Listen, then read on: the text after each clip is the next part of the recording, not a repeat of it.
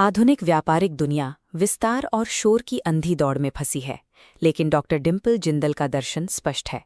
वास्तविक संपत्ति अधिक शोर मचाने से नहीं, बल्कि शांति और गहन एकाग्रता से बनती है। Today's business world chases volume and noise, but true wealth is forged in intentional silence. In the Billionaire's canvas, Dr. Dimple Jindal outlines a process for founders to navigate the aftermath of a business crash. The narrative follows Cosmo, who inherits his father Luan's failing hardware store. It is a leaky bucket operation, drowning in toxic debt, specifically predatory loans taken to hide the silence of an empty cash register. Dr. Jindal identifies the physical toll of this strain as glomus hystericus, a literal lump in the throat formed by unvoiced anxiety and the weight of dead capital. Cosmo's creditors deliver a strict ultimatum: 30 days to pay or the family legacy is bulldozed. Desperate, he leaves the city to seek guidance at a remote mountain sanctuary, led by a monk named Zuko. The text provides a 30-day curriculum designed to dismantle the habits of the reactive mind and replace them with the carved mind of an architect. Cosmo's crisis reflects the reality for any entrepreneur suffocating under the hardware store mentality, the belief that higher volume fixes a broken foundation. Surviving requires 30 days of radical unlearning. Zuko's first directive requires Cosmo to abandon his reliance on scale. The student must learn that physical inventory is not a measure of market value. This introduces the Saffron philosophy. Saffron represents the creation of value through scarcity and extreme concentrated intention. To produce a single gram, you must harvest 150 flowers by hand. Zuko teaches that we do not sell the flower, we sell the stigma. This means stripping away bulk to find the concentrated, unique selling proposition. Cosmo applies this focus to create Channel Light, a product designed to cure photophobia. He moves from selling generic hardware to offering a focused, healing solution for screen glare. Winning in a noisy market is about providing profound relief to a consumer's specific pain, rather than attempting to outshout the competition. On day 8, a lawyer named Murphy joins the sanctuary, forcing Cosmo to perform a surgical financial autopsy on the hardware store's books. The audit isolates toxic debt, predatory loans with 300% interest, from legitimate operating costs.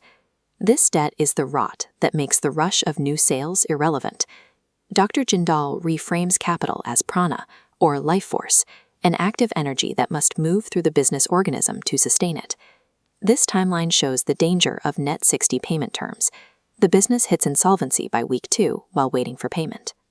But demanding a 50% commitment deposit upfront acts as immediate oxygen, keeping cash flow positive throughout the production cycle. Capital is the respiratory system of the business. Survival depends on active management of the timing between the sale and the delivery. On the 10th day, Vidura, the digital ethicist, introduces the concept of digital Dharma. Vidura applies ahimsa, or nonviolence, to digital design. Using dark patterns to trap user attention in a digital house of wax is an act of violence against their peace. This requires the philosophy of nadi-nadi, not this, not this. Remove every button and banner that does not serve the user, leaving only the sanctuary.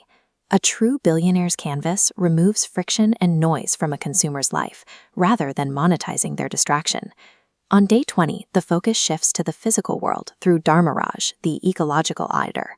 Dharmaraj introduces the ecological rucksack, the hidden debt of carbon, plastic, and waste attached to every physical product.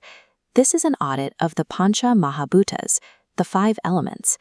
Dr. Jindal argues that taking these elements from the earth without a plan to return them is a theft that bankrupts the soul of the company. Cosmo redesigns Shadowlight to eliminate plastic, using bog oak and recycled glass. The impact of business friction forces out impurities like ego and legacy guilt. Cave calls this the slag.